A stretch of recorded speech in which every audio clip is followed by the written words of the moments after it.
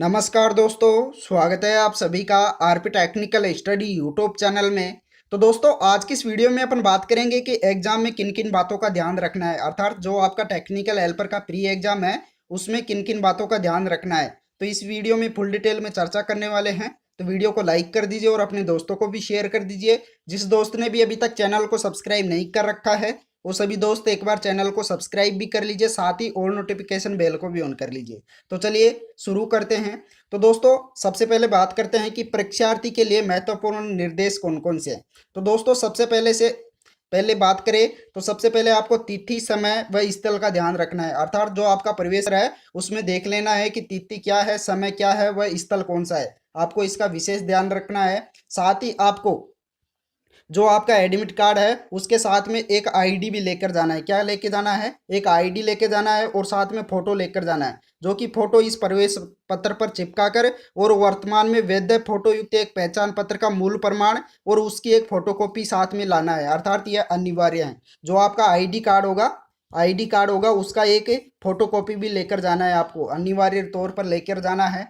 उसके बाद में बात करें तो आप आईडी कौन कौन सी ले जा सकते हैं। तो दोस्तों, आईडी में जो कि वर्तमान में वैध फोटो पहचान पत्र है, जैसे पैन कार्ड है, पासपोर्ट है, स्थायी ड्राइविंग लाइसेंस है, वोटर कार्ड है, या फोटो युक्त बैंक पासबुक है, या आधिकारिक लेटर हेड पर राजपत्रित अधिकारी द्वारा जारी किया गया हो, तो इनमें से आप कोई सा भी एक ले जा सकते हैं। और साथ ही जैसे यूनिवर्सिटी द्वारा वैध पहचान पत्र, आधार कार्ड, फोटो युक्त ई आधार कार्ड, कर्मचारी पहचान पत्र, इनमें से आप कोई सा भी लेकर जा सकते हैं, जो कि एक वैध पहचान पत्र होना चाहिए। और इसके साथ में एक आपको फोटोकॉपी भी लेकर जाना है। और दोस्तों, यहाँ साफ साफ दे रखा है कि आप इस प्रवेश पत्र पर इंगित परीक्षा प्रारंभ समय से 2 घंटे पहले परीक्षा स्थल पर अवश्य उपस्थित हो। अर्थात आपको 2 घंटे पहले ही परीक्षा स्थल पर पहुंच जाना है।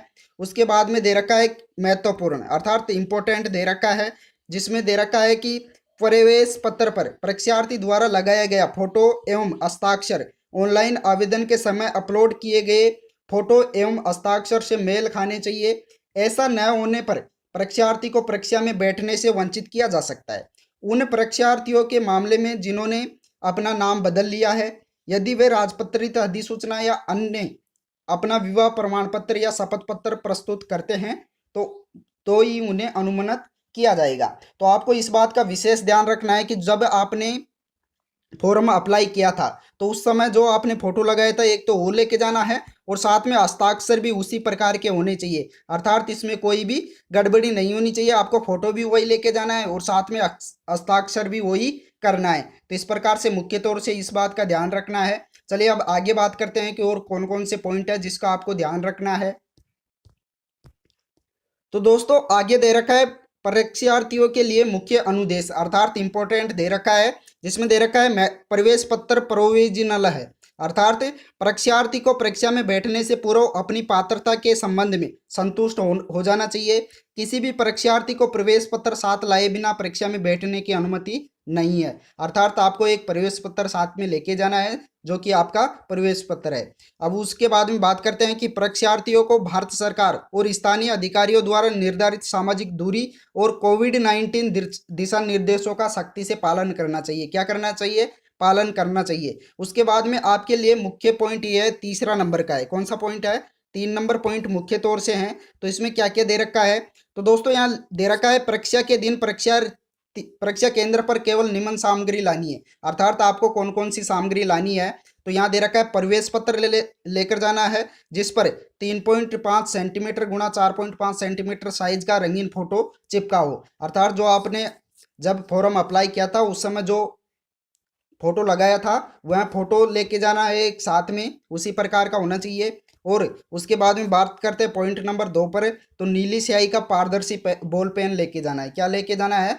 नीली स्याही का एक पारदर्शी बॉल पेन लेके जाना है। उसके बाद में बात करें तो फोटो युक्त मूल पहचान पत्र में प्रतिलिपि, अर्थात एक पहचान पत्र उसके साथ में उसकी एक फोटोकॉपी भी लेकर जाना है। उसके बाद में दे रखा है निजी हैंड सैनिटाइजर 50 मिलीलीटर, और उसके बाद में दे रखा है निजी पानी की बोतल व उचित फेस मास्क। तो दोस्तों, आपको इन बातों का तो मुख्य तौर से ध्यान रखना है। अर्थात 1 से 3 तक के तो मुख्य तौर से ध्यान रखना है, इनको तो लेकर ही जाना है। इन 3 बातों का ध्यान रखना है। उसके बाद में बात कर लेते हैं और पॉइंटों के बारे में।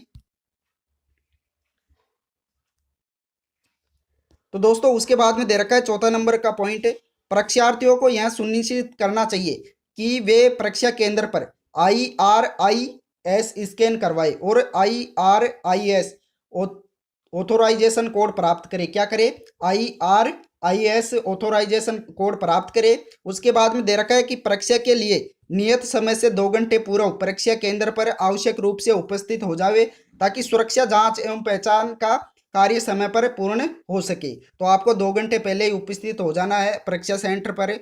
उसके बाद में बात करते हैं पॉइंट नंबर 6 पर। तो दोस्तों परीक्षा के दौरान कैलकुलेटर अलग या घड़ी के साथ एवं किताबों, नोटबुकों, लिखे नोट्स, सेलफोन, कैमरा सहित या रहित या अन्य किसी इलेक्ट्रॉनिक्स साधन के लिए प्रयोग की अनुमति नहीं दी जाएगी। क्या नहीं दी जाएगी? इसके लिए अनुमति नहीं दी जाएगी।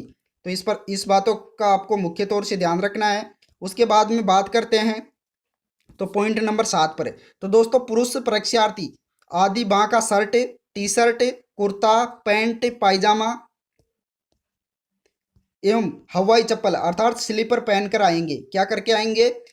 आदि बाँ का शर्ट होना चाहिए या टी शर्ट हो या फिर आप कुर्ता पहनते हो तो वो होना चाहिए आप बाजू में। उसके बाद में बात करें तो पजामा होना चाहिए, पैंट या पजामा दोनों में से एक चलेगा। आप अगर जींस पहन के जाते हो तो जींस नहीं चलेगी, जींस नहीं चलेगी। आपको या तो पैंट पहन के जाना है या पायजामा पहन के जाना है। उसके बाद में बात करें तो जूते नहीं चलेंगे, आपको केवल हवाई चप्पल पहन के जानी है। क्या पहन के जानी है? हवाई चप्पल या स्लीपर पहनकर आएंगे तभी उनको अनुमति दी जाएगी। उसके बाद में दे रखा है महिला परीक्षार्थी सलवार सूट या साड़ी, हवाई चप्पल, स्लीपर पहनकर एवं बालों में साधारण रबर बैंड लगाकर आएंगी।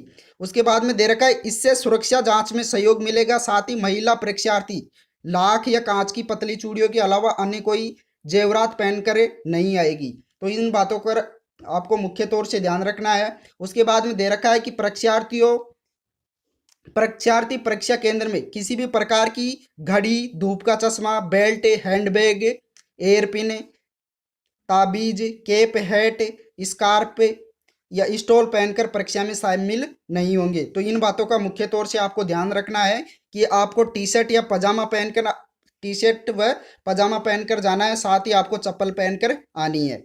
उसके बाद में बात करें पॉइंट नंबर 8 की। तो दोस्तों परीक्षा केंद्र में किसी भी परीक्षार्थी को प्रवेश समाप्ति समय पश्चात किसी भी दशा में प्रवेश नहीं दिया जाएगा। तो दोस्तों इस बात का आपको मुख्य तौर से ध्यान रखना है कि जब आपका एंट्री का टाइम पूरा हो जाएगा तो उसके बाद में आपको एंट्री नहीं मिलेगी, इसलिए आपको समय से पहले ही एंट्री ले लेनी है। क्या कर लेना है? आपको एंट्री समय पर ही ले लेनी है। तो इस बात का आपको मुख्य तौर से ध्यान रखना है। उसके बाद में दे रखा है परीक्षार्थी परीक्षा कक्ष में अपने लिए निर्धारित सीट पर ही बैठे, अन्य सीट पर बैठने पर उनकी अनुपस्थिति दर्ज की जाएगी। क्या की जाएगी? अनुपस्थिति दर्ज की जाएगी। उसके बाद में दे रखा है परीक्षा समाप्त होने पर ही परीक्षार्थियों को अपनी सीट छोड़ने की अनुमति होगी। पॉइंट नंबर 11 दे रखा है परीक्षा के दौरान किसी अन्य परीक्षार्थी के द्वारा प्रतिरूपण अथवा किसी भी प्रकार के अनुचित साधन का प्रयोग करने पर परीक्षार्थी के विरुद्ध राजस्थान सार्वजनिक परीक्षा अर्थात भर्ती में अनुचित साधनों की रोकथाम के अद्युपाय अधिनियम 2022 के प्रावधानों के अंतर्गत कार्रवाई की जाएगी। क्या की जाएगी? कार्रवाई की जाएगी।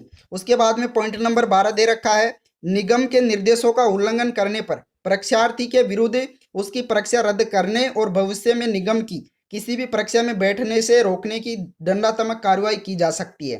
तो इन बातों का आपको मुख्य तौर से ध्यान रखना है। उसके बाद में दे रखा है कि परीक्षा के संबंध में किसी भी प्रकार का यात्रा भत्ता अथवा अन्य खर्चे नहीं दिए जाएंगे। क्या नहीं दिया जाएगा? आपको किराया केवल आपका ही होगा, उसमें किसी भी प्रकार की यात्रा का भत्ता या अन्य खर्चे आपको नहीं दिए जाएंगे।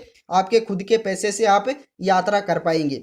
उसके बाद में दे रखा है कि परीक्षार्थी को अपने स्वयं के खर्चे पर परीक्षा में उपस्थित देनी होगी, अर्थात आपको खुद के खर्चे पर ही आपको एग्जाम सेंटर पर आना होगा। उसके बाद में दे रखा है कि परीक्षार्थियों की सुविधा के लिए ऑनलाइन परीक्षा प्रश्न पत्र का नमूना विभाग की जो वेबसाइट दे रखी है उस पर आप देख सकते हैं। उसके बाद में दे रखा है कि इसकी जो वेबसाइट है energy.rajasthan.government.in, इस पर दिनांक 11/5/2022 से कब से 11/5/2022 से उपलब्ध रहेगा, जिसका